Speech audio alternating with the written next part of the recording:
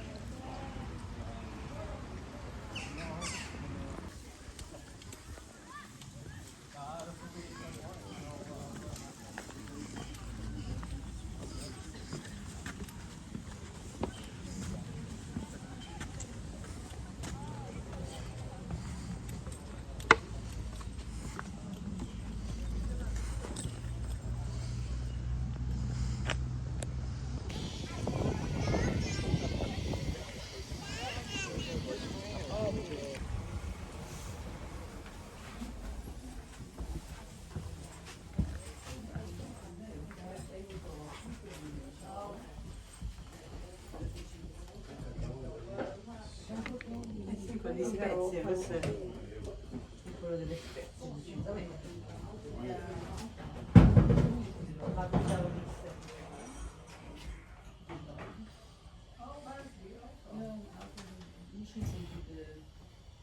Thank you. Bye bye.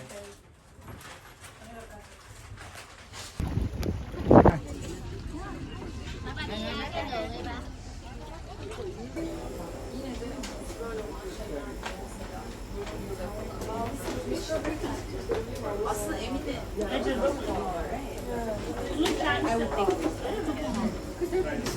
Ya, research'i şu belki 5,5. Ne kadar değişti. Çok tatlı.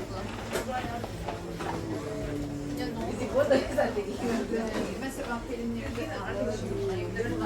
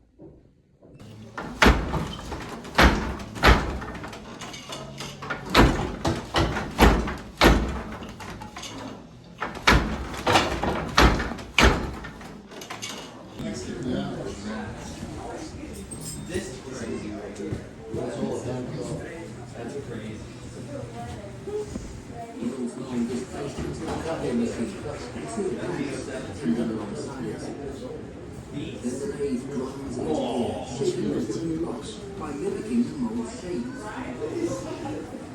The company's 8 copies took 4,000 blanks into